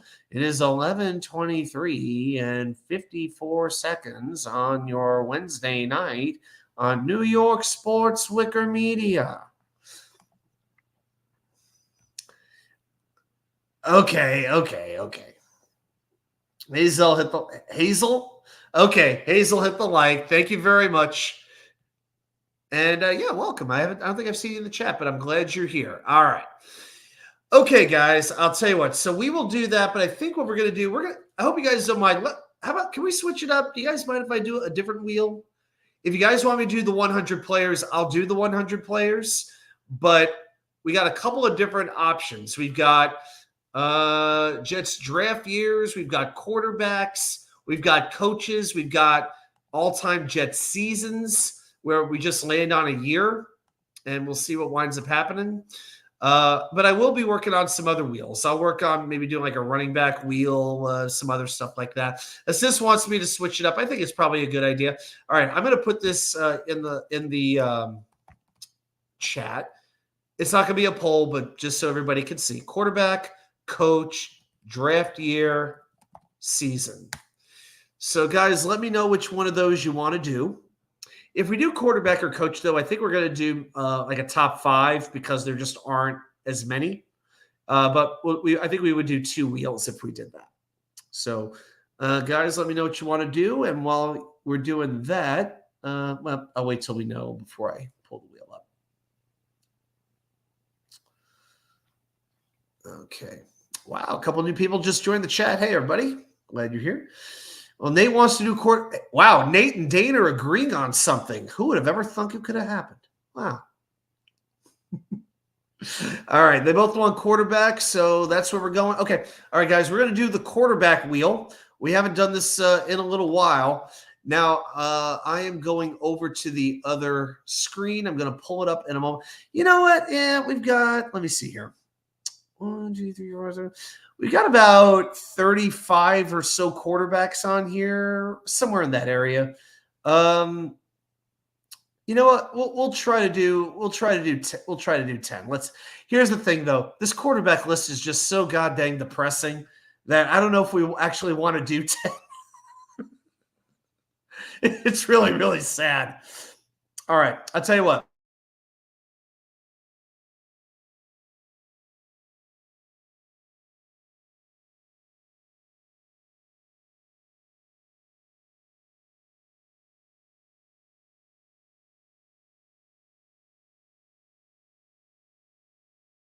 See, guys, I'm still here. Yeah, I tried calling the Wi-Fi people. Yeah, the Wi-Fi here is not where I want it, and I'm working on getting that upgraded a little bit. So hopefully things like that don't happen again. But I'm starting to realize certain things are just not as good as I want them. All right. Okay, so let's pull the wheel up. So I got to share my screen and hit allow, and there it goes. Jets quarterbacks. Let's maximize the wheel, and there it is. Okay.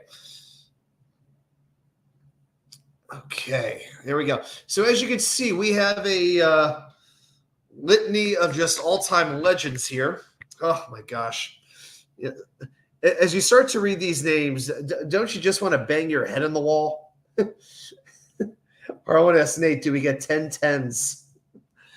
Yeah, some of these are going to be rather depressing. All right, guys, you know the rules. But for anybody who may be new, we're going to spin the wheel 10 times. And with each name, we are going, you, the chat, are going to assign the number. So if we land on, I don't know, Chad Pennington, that's obviously the best quarterback of all time. So clearly he would go number 1.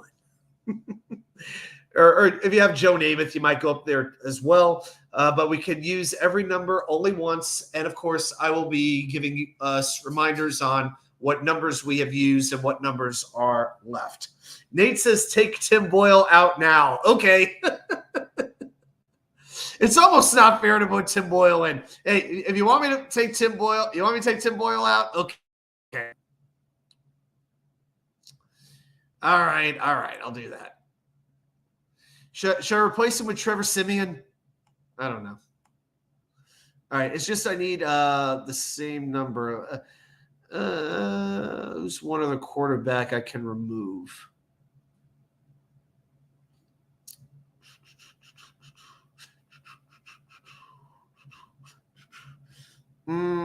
Take out Rick Meyer. Yeah, or I'll take out Rick Meyer. To me, that's an easy 10. Okay. That actually does balance it out a little bit more. It gives us a few less options, but at least it's 2 fewer 10s. Okay, guys, here we go. So we're going to spin the wheel. This will be spin number 1. So we're going to land on a quarterback, and you tell me what number it's going to be, and I'll take a look at what numbers you're picking, and we'll make our decision. So here we go. Spin number 1 in 3, 2, 1.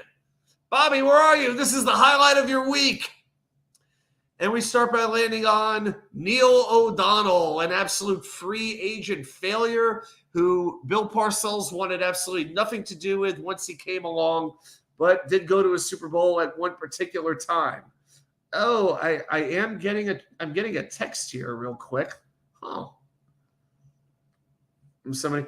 Oh, Jeremy just actually texted me. He's eating potato and bacon pizza. He says it's potato and bacon pizza, but what he didn't tell me is he got some olives on there. And he knows I don't eat olives. I'm going to respond to him. You sneaking olives on there, though. Yeah, potato and bacon sounds pretty good, but you got to leave the olives out, buddy. That's all I'm saying. All right, Neil O'Donnell.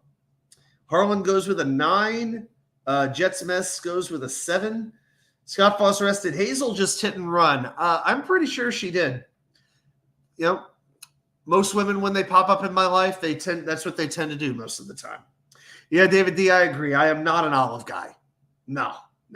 About the only time I'll do olives is if I'm in New Orleans eating a muffaletta at Central Grocery. Those sandwiches are amazing.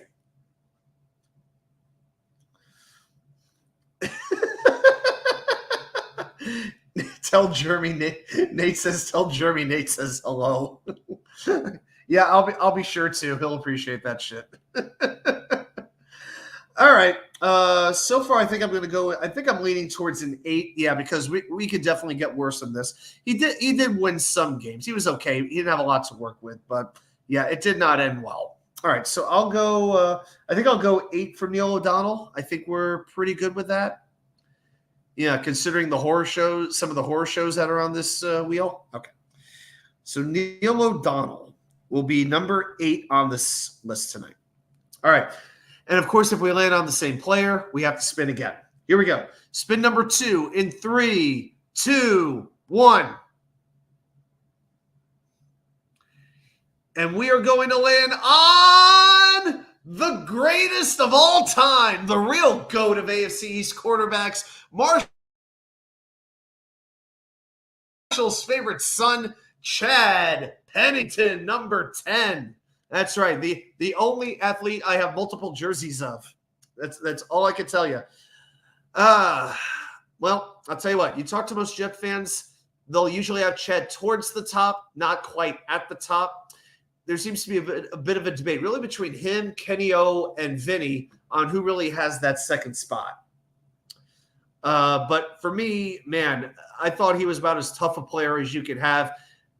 Just kept coming back from just debilitating injuries, and it's just a shame that things ended the way they did. But man, what could have been? What could have been? Nate's going with a 1. Oh, Hazel's back. Hey, cuddling after costs extra. Hazel didn't say anything about cuddling, but I'm open to cuddling once in a while. All right, Dane's going with a 2. I see a couple of 3s. Harlan with a 4.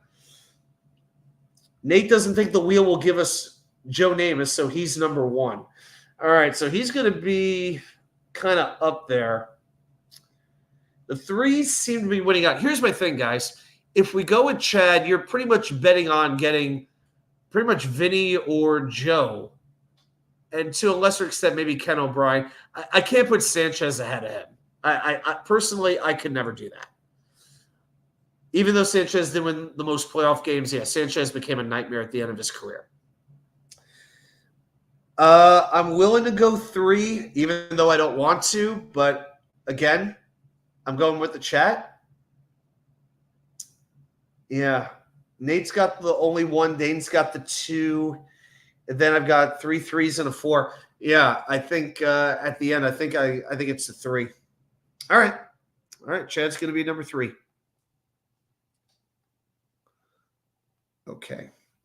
All right, so we got Chad at 3 and Neil at 8. All right, spin number 3. Here we go. In 3, 2, 1, spin. And we're not doing the guesses beforehand because we don't have as many to choose from, so that makes it pretty hard. Browning freaking Nagel. Well, if we were talking about preseason quarterbacks, you might give him the number 1 spot of all time.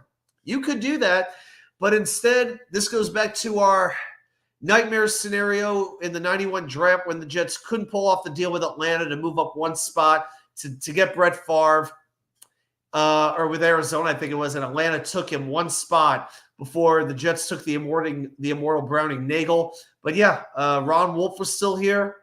Favre was the number 1 target, and we got Browning Nagel instead. Guys, we can't do number 8. Yeah, we can't do an 8, guys. We still have Neil at 8, so it's got to be another number. So 3 and 8 are taken. So for me, Browning Nagel, that's probably about a 9. Yeah. How many? Yeah, Dane would put 5 guys on the wheel ahead of Chad Pennington. Wow. Okay. Oof. Yeah, Dane. I'm going to part company with you on that one, brother. Okay. 2. I'll give you 2, but that's about it. All right. Oh, this pen just broke, but it's okay. All right, Browning Nagel. Yeah, it looks like pretty much unanimous. We're going to go with a 9. Okay, 2 to 3 people. Okay, I can live with that. Okay, all right, so we've got Chad at 3, Neil O'Donnell at 8, Browning Nagel at 9. All right, so here we go. Spin number 4 in 3, 2, 1. And if you land on Aaron Rodgers, what do you do? It's a tough one. And we're landing on Matt Robinson. Okay, so Matt Robinson was mostly a backup quarterback with the Jets. I'm just going to pull him up really quick. So he was with the Jets from 77 until 79. Was not there very long. Yeah, but he did do pretty well. I mean, he was then he was traded to Denver. Jets were 2-2. Ooh, 18 touchdowns to 38 interceptions. That's not so good. He is in the Florida Georgia Hall of Fame, though. That's very exciting, isn't it? Yeah, was chosen in the 9th round out of Georgia. Maybe I should have kept Rick Meyer, I don't know. Yeah, he did hit some big passes. Okay, so he did hit a couple of big passes to guys like Wesley Walker and stuff like that. But yeah, Walt Michaels didn't exactly love him. So, all right. And he was actually a long-time broadcaster for the Jaguars. Nate says, put Tim Boyle back on, take off Matt Robinson. Yeah, I know. I got a 7. It said, yeah, Dane, we can't make him a 9 because Browning Nagel's 9. I know. That's the thing here. You have to take what the wheel gives you, and we don't exactly have the greatest history of quarterbacks of all time. Dane wants to save 10. Dude, I don't blame you. When you have guys on this wheel like Luke Falk and thank God Bubby Brister, I don't know if we can put Robinson quite that low. Yeah. Nate wants to go 10. All right. Okay. All right. We're going to go 10 Matt Robinson. All right. No problem. All right. We got to start. We got a few poison pills, though, that could really mess this one up. Now we can start. This is kind of why my first idea was let's just do 5 because 10 is going to be miserable. All right. We're going to do spin number 5 in 3, 2, 1. Now, remember, our remaining numbers are 1, 2, 4, 5, 6, and 7. And we get Ken O'Brien, number 7, on the wheel. So I think this might be a situation where we almost might have to put him Nate, how many wins did the Jets have last year with Matt Robinson, a quarterback? I wasn't around in the late 70s, but I'm sure guys like Arlen Abraham and Curly Norman can let us know. Scott Foster wants to put him at 1. Mess wants to put him at 2. Here's my thing. If we land on Namath or Vinny, Namath I would definitely put ahead of O'Brien. Vinny and Ken, I guess it kind of depends on how you're looking at it.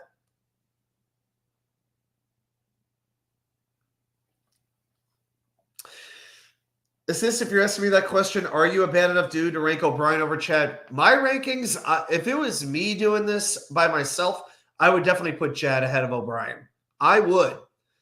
But with what we have, we've got Chad is at 3. The chat spoke. We have 2 spots to fill in. How many quarterbacks are you really putting above Chad Pennington in the history of this franchise who are even on that level?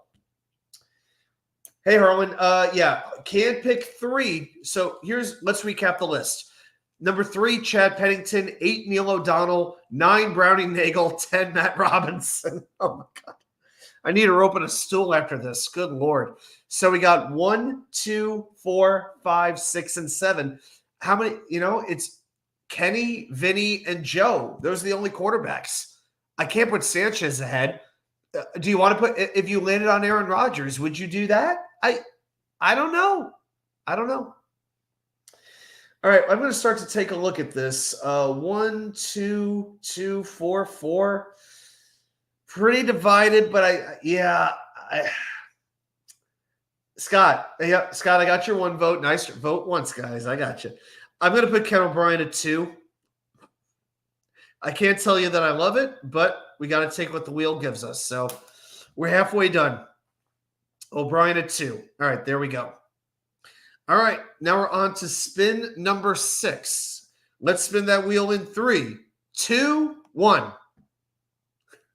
Yeah, Scott. I think you're sneaky, don't you? Oh, and we land on number 11 in Christian Hackenberg. Oh boy, yeah. Dane, you got it. 1, 4, 5, 6, or 7. But in this case, should I just make him number 7 because that's the lowest number we have left? Dane wants to make him 6. Dane, how come you?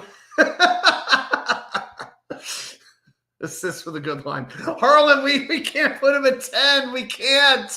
We already used Matt Robinson there. Yeah, all I can do is give him number 7, and I'm pretty sure that's what everybody wants. So, and you know what's annoying? We always get Christian Hackenberg right in the after a bunch of spots have already been taken. Hackenberg always comes up in the second half of the wheel when we're running out of options. That's what's so annoying. I may have to, I may have to do, actually, you know what? Wait a minute. Everybody wait. The judges have spoken. I have just spoken to the wheel committee. They are sending me a message. Christian Hackenberg did not play for the Jets. Technically, he will not count on the wheel tonight. We are going to respin. That's right. This spin never, ever happened. Let's spin this wheel. We are going to respin number 6 in 3, 2, 1. That's right. I'm calling executive frickin' privilege, guys. Now that's a legitimate number 7, Kellen Clemens. A career backup, nothing more, nothing less. All right, so Kellen Clemens, can we put him at number 7? Is that fair game on that one? I mean, I could put him at 6 if you wanted me to, but yeah, Dane can work with Clemens. There you go. Harlan, all right, we're on the same page. All right, very cool. All right. David's going with 7. Assist is going with 7. Dame wanted to go a little higher with 6, but I think the 7s are going to win out on this one, man. Nate with 5 or 6 with how this is going. We do have some good ones we have not landed on yet. Like we haven't landed on Sanchez, Boomer, Richard Todd, Ryan Fitzpatrick. I'm looking hard here. We actually have Brooks Bollinger on this freaking wheel. Oh, dear God. All right. So far, let's recap again. Number 2, Ken O'Brien. Number 3, Chad Pennington. Number 7, Kellen Clemens. Number 8, Neil O'Donnell. Number 9, Browning Nagel. Number 10, Matt Robinson. That leaves spots 1, 4, 5, and 6. That's right. Zach Wilson's still there. Hey, Zach Wilson did win a few games. I don't know. Oh, boy. All right, here we go. In 3, 2, 1. But where he was picked, yeah, you have to adjust it. All right, we're spinning this shit right now. Okay, guys, this is going to be fascinating. Aaron Rodgers, one of the greatest of all time, has re-energized the franchise, has rehyped the franchise, but we know the deal, has played only 4 snaps. But the legacy is still yet to be written. We have spots 1, 4, 5, and 6. Nate wants to go with 1. Scott wants to, or maybe we should put him at spot number 4 for the number of snaps he's taking.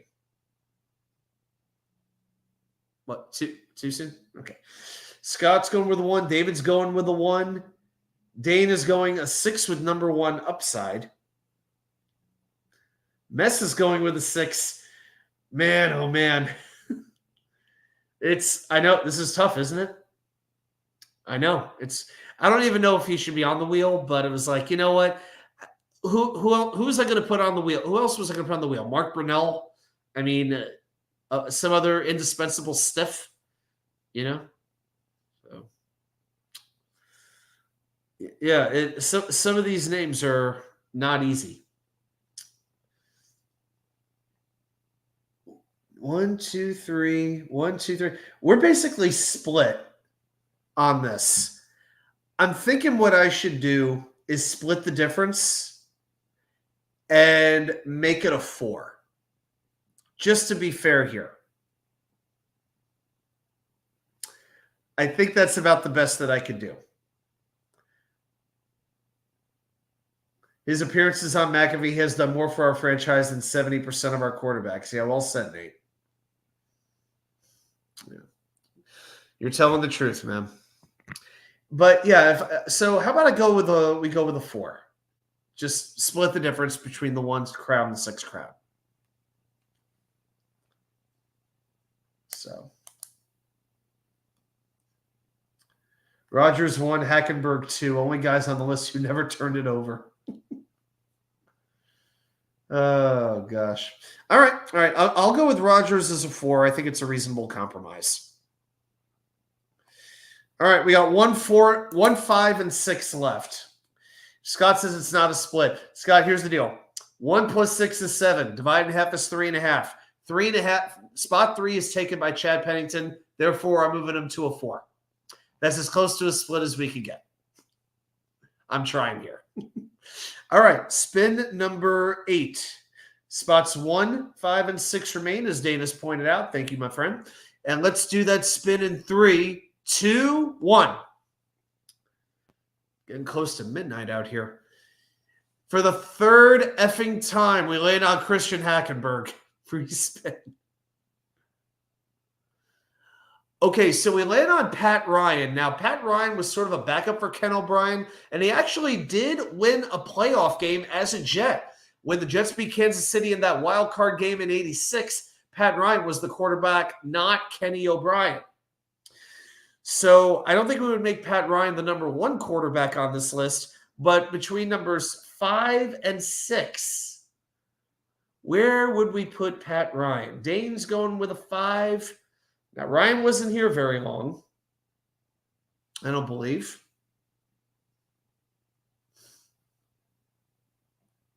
I'm just going to quickly Google him.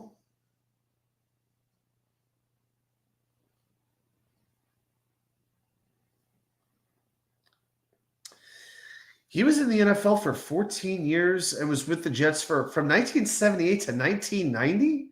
Wow. I didn't know that. I didn't know he was a Jet for that many years.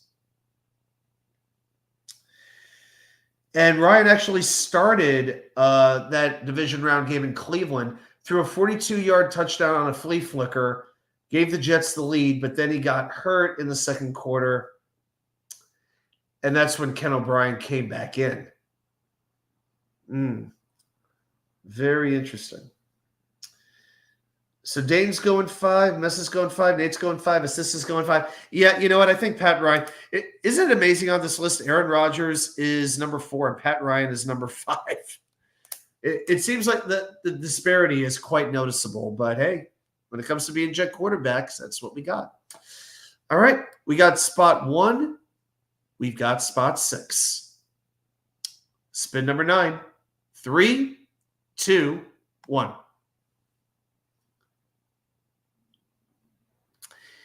And it's going to be Sam Darnold, who the Jets may very well be facing in London this year. You know, did have his few moments, did win a few games, just was put in a real shitty position.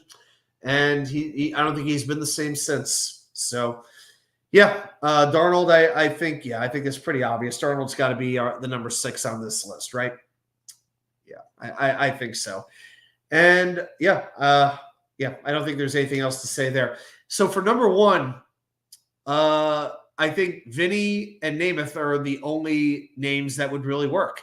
If you wanted to say Sanchez because he won more playoff games than any Jet quarterback ever, I could sort of see it, but I think it'd be pushing it. Or, I mean, Fitzpatrick, I mean, he had the best season, maybe the best single season any Jet quarterback had, but after that, it was absolutely horrible. All right, guys, here we go. We have been on the air now an hour and 50 minutes. It's been a whole lot of fun. And now the night has come down to this one spin.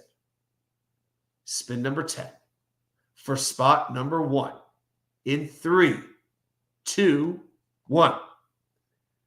Will we get a new player or will we have to respin? And it looks like it is Kellen Clemens, so we will respin.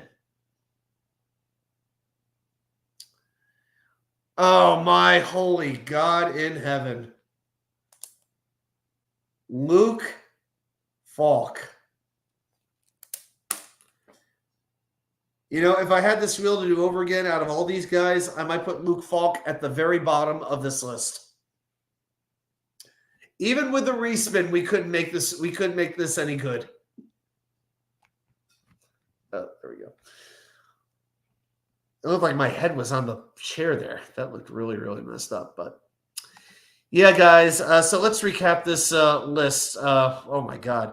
Number 10, Matt Robinson. Number 9, Brownie Nagel. Number 8, Neil O'Donnell. Number 7, Kellen Clemens. Number 6, Sam Darnold. Number 5, Pat Ryan. Number 4, Aaron Rodgers. Number 3, Chad Pennington. Number 2, Ken O'Brien. And number 1, Luke Falk. How did we do?